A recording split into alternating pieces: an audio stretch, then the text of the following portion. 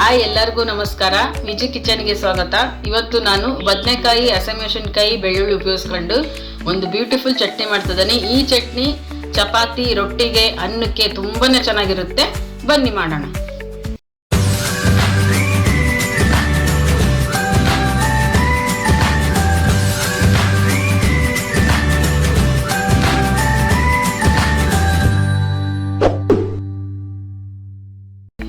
ನೋಡಿ, ನಾ ಇಲ್ಲೊಂದು ಈ ತರ ಒಂದು ದೊಡ್ಡದು ಬದನೆಕಾಯಿ ತಗೊಂಡಿದ್ದೇನೆ.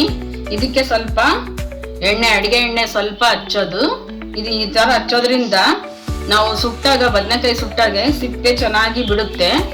ಹಾಗಾಗಿ ಸ್ವಲ್ಪ ಎಣ್ಣೆ ಹಿಂಗ ಸೌರ್ರಿ, ಸ್ವಲ್ಪ ಹಿಂಗ ಎಣ್ಣೆ ಸೌರ್ಬಿಟ್ಟು ಇದು ಫೋಂಕಿಂದ ಸ್ವಲ್ಪ ಒಳಗೆಲ್ಲ ನೀಟಾಗಿ ಬೇಯಲಿಕ್ಕೆ ಈ ತರ ಸ್ವಲ್ಪ ಹಿಂಗೆ ಅಲ್ಲಲ್ಲಲ್ಲೇ ಸ್ವಲ್ಪ ಇದು ಮಾಡ್ಕೊಳ್ರಿ. ಈ ತರ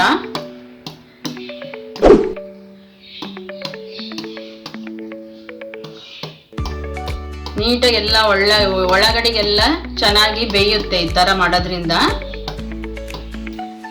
ಈಗ ಇದನ್ನ ಸ್ಟವ್ ಹಚ್ಚಿ ಸುಡೋಣ.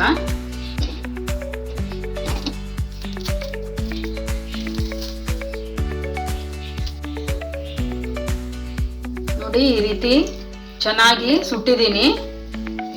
ಇದನ್ನ ಒಲೆ ಆಫ್ ಮಾಡ್ತೇನೆ. ಈಗ ಚೆನ್ನಾಗಿ ಸುಟ್ಟಿದೆ.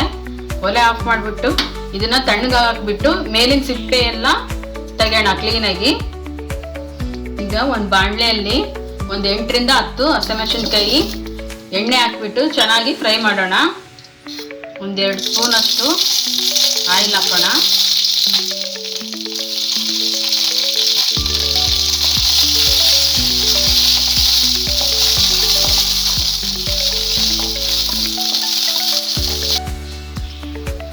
ಈಗ ಹಸಿಮೆಣಸಿನಕಾಯಿ ಚೆನ್ನಾಗಿ ಫ್ರೈ ಆಗಿದೆ. ಸ್ವಲ್ಪ ಒಂದು ಇಡಿಯಷ್ಟು ಬೆಳ್ಳುಳ್ಳಿನ ಇದ್ರಾಗೆಲ್ಲ ಫ್ರೈ ಮಾಡ್ಕೊಳ್ಳೋದ್ರಿಂದ ತುಂಬಾನೇ ಟೇಸ್ಟ್ ಆಗುತ್ತೆ. ಫ್ರೈ ಚೆನ್ನಾಗಿ ಬೆಳ್ಳುಳ್ಳಿನೂ ಫ್ರೈ ಆಗೋದ್ರಿಂದ ಚಟ್ನಿ ತುಂಬಾ ಚೆನ್ನಾಗುತ್ತೆ. ಈಗ ಇದು ಚೆನ್ನಾಗಿ ಫ್ರೈ ಆಗಿದೆ. ಸ್ಟವ್ ಆಫ್ ಮಾಡ್ತೀನಿ. ಈಗ ಫ್ರೈ ಮಾಡ್ಕೊಂಡಿದ್ದನ್ನ ಇದಕ್ಕೆ ಹಾಕೊಂಡು ಕುಟ್ಟಣಿಕೆಗೆ ಹಾಕೊಳ್ಳೋಣ.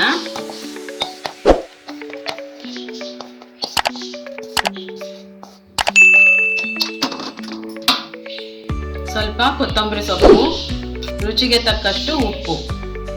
ಮೊದಲಿಗೆ ಇದನ್ನ ಸಣ್ಣಕ್ಕೆ ಕುಟ್ಕೊಂಡ್ಬಿಡೋಣ. ಆಮೇಲೆ ಇದನ್ನ ಬದನೆಕಾಯಿ ಸಿಪ್ಪೆ ಸುಲ್ಬಿಟ್ಟು ಇದ್ರ ಜೊತೆಗೆ ಇದನ್ನ ಫಸ್ಟ್ ಇದ್ರ ಹಸಿಮೆಣಸಿನಕಾಯಿ ಬೆಳ್ಳುಳ್ಳಿನೆಲ್ಲ ಕ್ಲೀನಾಗಿ ಸಣ್ಣಕ್ಕೆ ಕುಟ್ಕೊಳ್ಳೋಣ ಅಂತೆ.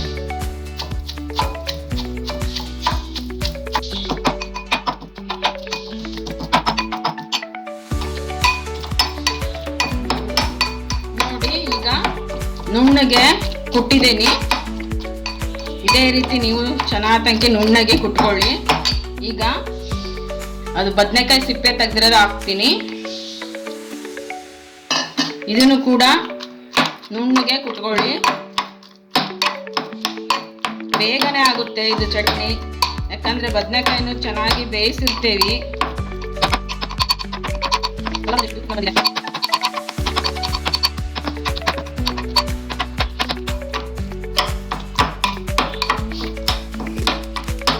ನೋಡಿ, ಈಗ ಚೆನ್ನಾಗಿ ಕುಟ್ಕೊಂಡಿದ್ದೀನಿ.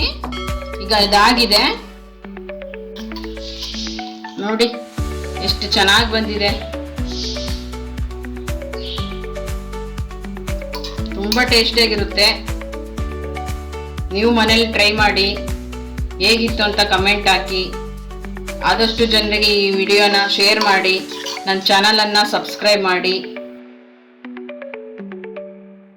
ಸ್ನೇಹಿತರೆ, ಫೈನಲ್ ಆಗಿ ಬಿಸಿ ಚಪಾತಿ ಜೊತೆ ಬದನೆಕಾಯಿ, ಹಸಿಮೆಣಸಿನಕಾಯಿ, ಸುಟ್ಟು ಬದನೆಕಾಯಿ, ಹಸಿಮೆಣಸಿನಕಾಯಿ ಚಟ್ನಿ, ಶೇಂಗಾ ಚಟ್ನಿ ಪುಡಿ ರೆಡಿಯಾಗಿದೆ. ನೀವು ಮನೇಲಿ ಮಾಡ್ಕೊಂಡು ತಿಂದು ಹೇಗಿತ್ತು ಅಂತ ಕಮೆಂಟ್ ಹಾಕಿ. Thank you.